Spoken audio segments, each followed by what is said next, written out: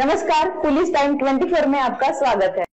अखिल भारतीय जन कल्याण परिषद नई दिल्ली बुल्ढाना जिला पार्षद गणेश सिंह दौलत सिंह परिहार ने 7 अप्रैल को नगर परिषद जलगांव जामोद के सभा कक्ष में एक अनुस्मारक पत्र सौंपा। बयान में आरोप लगाया है कि मजदूरों को जेसीबी की मदद से भुगतान किया गया, लेकिन जेसीबी की मदद से मजदूरों को काम पर नहीं लगाया गया। इससे पता चलता है कि ठेकेदार पर कोई नियंत्रण नहीं है। संबंधित विभाग की लापरवाही के कारण काम घटिया गुणवत्ता में हो रहा है और अधिकारी केवल काम के बिल से कमीशन लेने में व्यस्त है।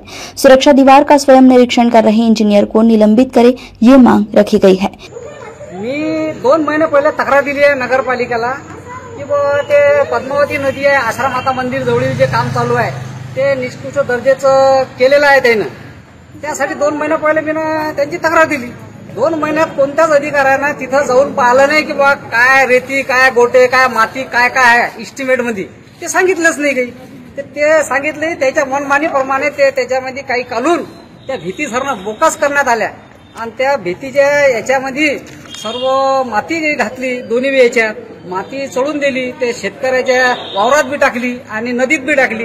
तर नदीमध्ये मी जून महिन्यामध्ये उपोषणला बसलो होतो की बाबा त्यातलं घाण कचरा काढा, तर या ठेकेदारानं पुरी घाण करून टाकली ते तिथं त्या नदीमध्ये।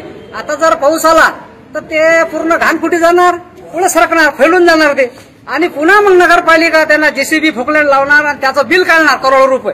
तर यायचं फक्त काम जे आहे यायचं बिल काढा आणि कमिशन खा। आणि दुसरी गोष्ट एक की आता मी निवेदन द्यायला आलो, तर आपल्या नगरपालिकेचे कर्मचारी कदम साहेब आहेत ना, हे कदम साहेब म्हणतात पहिले तुमचं टॅक्स नील आहे का? तर मी त्यांना पाहतो दाखवला, हो आहे। मग आता नील आहे, तर मग आता हे सर्व लोक जर गावातलं काही समस्या असल्या तर हे जर असे टॅक्स विचारतील तर समस्या कशा का सोडल्या जातील? हे तुम्ही टॅक्स सर्वांचं जर नील करसाल तर मग समस्या सुटतीलच नाही ना। मग हे कोणाच्या ठेकेदाराच्या पाठीशी आहेत हे कर्मचारी जे आहे ना, या ठेकेदाराला पाठीशी घालून हे यांचे कामं करून राहिले आणि बिल काढून राहिले।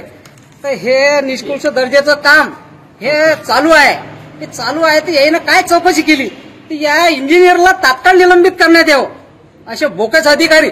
हा राहिले आपले शिवसाहेब, तर शिवसाहेब आता हे 2-3 महिन्यापासून जळगाव शहरला आले, तर त्यांचा विकास एवढा चालू आहे जळगाव शहरमध्ये की एकदम चांगलं चालू आहे।